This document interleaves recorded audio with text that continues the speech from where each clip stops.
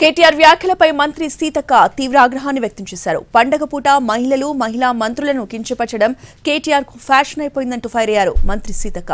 రాఖీ పండగ రోజు బస్సుల్లో మహిళలు బ్రేక్ డాన్సులు చేసుకోవచ్చంటూ మహిళలను కేటీఆర్ కించపరిచారని అన్నారు. బతుకమ్మ మొదటి రోజు చిట్ చాట్ పేరుతో తమ గురించి చులకనగా మాట్లాడారని అన్నారు. మహిళా మంత్రులను కేటీఆర్ పదే పదే కించపరుస్తూ తన దురహంకారాన్ని చాటుకుంటున్నారని విమర్శించారామె.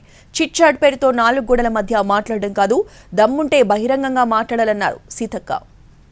భాష మాట్లాడే కుటుంబం ఏదైతుందో అది కేసీఆర్ కుటుంబము. మనకు తెలుసు. మరి గతంలో లా కొడుకులను కూడా తిట్టిర్రు. ఇట్లాంటి భాషలు కూడా అనేకం వాడినటువంటి వాళ్ళు అట్లా ఎట్లా పడితే అట్లా మాట్లాడి ఇవాళ వాళ్ళు ఒక బూతులకు బ్రాండ్ అంబాసిడర్ గా కేర్ ఆఫ్ అడ్రస్ గా వాళ్ళు ఉన్నారు. కాబట్టి ఈ పద్ధతి మార్చుకొని ఆడకూతులను గౌరవించాలి. మొదటి మాటకెందుకు ఏమనదలుచుకున్నామో బయటకు వచ్చాను. పండుగ రోజు కూడా మమ్మల్ని ఎందుకు ఆడిపోసుకుంటావయ్యా? మీ ఇంట్లో కూడా ఆడకూతులు ఉన్నారు. మాలాంటి వాళ్ళ ఎంబటి పడి లేనిపోని ఆరోపణలు చేసి అనవసరంగా మమ్మల్ని మానసిక క్షోభకు గురి చేస్తున్నారు. కాబట్టి మీకు మనశ్శాంతి ఉండట్లేదు, మీ ఇంట్లో ఉండదు కూడా.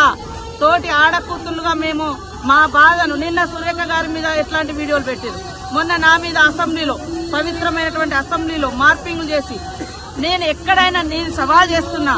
ఈరోజు మా నోళ్లను ఫినాయిల్ పెట్టి కడగాలంటారు. ఫస్ట్ మీ నోళ్లను మీరు పుండే చేసుకుంటారో గుండె చేసుకుంటారో ఏమంటారు యాసిడ్ పోసుకొని కడుక్కోండి. అయినా కూడా మిమ్మల్ని సమాజం క్షమించదు. మా లాంటి వాళ్ళు ఇవాళ మేము ఎక్కడ బూతులు మాట్లాడుతాము, ఎక్కడ వ్యక్తిగతమైనటువంటి విమర్శలు చేస్తాము. కాబట్టి చాటు కాదు కేటీఆర్, డైరెక్ట్ గా వచ్చి మీరు అనదలుచుకుంటే ఏమంటావు అను మమ్మల్ని చిట్ చాట్